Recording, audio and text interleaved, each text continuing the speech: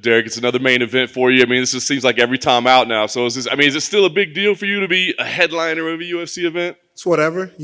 Jake Paul just headlined the boxing event, so I don't know if I feel so good anymore. That's a terrible way to look at it. You should still feel good.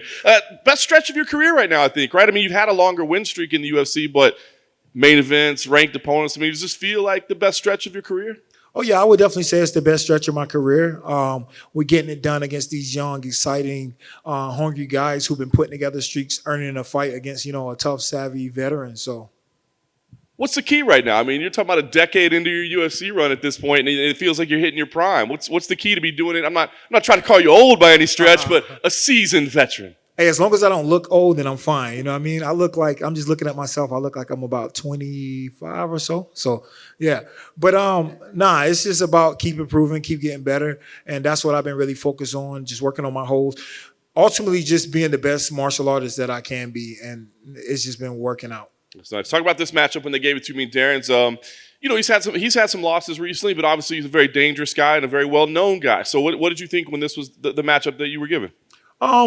I watched a lot of Darren Till. He's very tricky. In this game, you're gonna win some, you're gonna lose some, but the game is to win way more than you lose.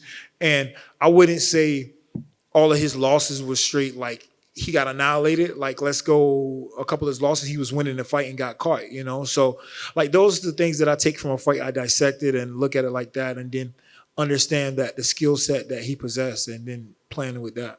Nice. Is it a bit of a mental fight ahead, too? I mean, you guys both have pretty strong presences on social media, and he's not afraid to poke the bear a little bit, man. Is it a psychological warfare, too? Yeah, I mean, it's all fun and games. We took our jabs at each other, had a little bit of fun. Now, it's fight week, it's business time. So the goal is to not be the person that's going to be a meme after this, you know what I mean? So it's not personal to you. You just want to make sure that you don't end up being that guy on social media after this. Yeah, it's not personal. It's fun. The one with Hollins was kind of personal. He liked to talk a lot of trash and take some serious jabs, and he kind of believed some of the stuff he was saying. Till was just laughing and joking and pretty much just being like a goofy person, and it's kind of tasteful, I guess. Sometimes. Yeah. Oh, yeah. Yeah, sometimes he get a little out of hand, He haven't got out of hand with me, but yeah, he definitely get a little edgy on, sometimes. Nice. Obviously a big fight, but a lot of us, I think, are trying to figure out what are the exact stakes in this fight. I mean, have you thought about that? Because, right, I mean, we know the title's on hold for a little bit, that we still got time, and there's some other names that all say, hey, I'm the number one contender. So what do you think is at stake here? I mean, are you looking at this as a potential number one contender fight? Oh, yeah, I'm definitely looking at it as a potential number one contender fight. Just being with what I've done, I've 4 fights in a row against these guys that were supposed to be contending for titles. Like, if I didn't give these guys their hiccups, then they would be talking about these guys fighting for titles. I mean, I remember they was talking about Ian Heinisch. He comes in and looks really good early, and they were saying, man, this guy, he's like trending to be the next title challenger. I shut him down. Then, Shabazian came around, and everybody was talking about the youngest champion, then I shut him down, and then Hollins came 5 in a row. He beats me.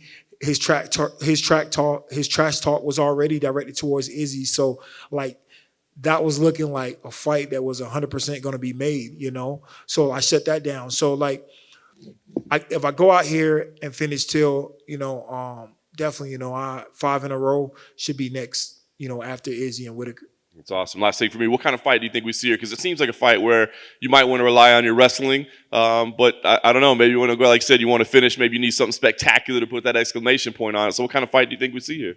Yeah, I'm just going to do my thing, show my growth, and I'm going to take my time and let the fight develop. I'm looking to get the finish, but at the same time, I'm not in a hurry, Till say he wants to finish it in the first round, so maybe he'll be in a hurry. If he want to come fight like that, I'm okay with him, bringing the fight and pushing the pace. So I'm good however the fight goes. Just want to go out there and get a finish and make no doubt that I should be next. Hey, Derek. We talk about the mental warfare side to this thing. Darren's got a history of DMing his opponents and sending them weird stuff. I'm curious, has he DM'd you through this process? Oh, yeah. We've been kind of talking about fighting for about 7 months now or something like that. Yeah, he DM'd me quite a few times, talking about the fight, just sending random stuff.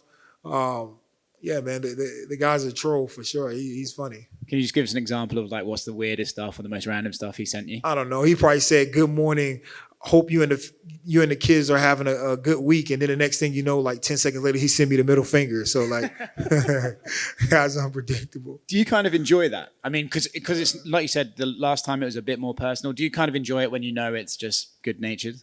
Yeah, it's like who can be the most wittiest. So yeah, it's fun. It's funny. Yeah, I mean, I don't have a problem with it. You mentioned it at the start of this, and I don't want to dwell on it too much, but the Jake Paul Tyron thing, I'm curious, would you get the tattoo if you could get a rematch?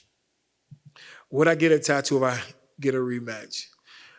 With Tyron, man, I would say just, don't do it, man. It's a bad look. Like, I don't know. It's just, you made money, cool, okay? I understand. He's like, man, if this fight sold, the next can be like super crazy. So he's seeing that. But at the same time, man, you got to have some standards, man. You got to draw the line somewhere. And if you're just getting guys' name tattooed, I mean, Tyron's witty, though. He's funny. I heard him say, I'm going to get your name tattooed right next to my kids. So he was like, kept saying, like, I'm your dad, whatever. So he might try to make it like a funny thing, which, it could be perceived that way. But, yeah, I don't know. I have to draw the line somewhere.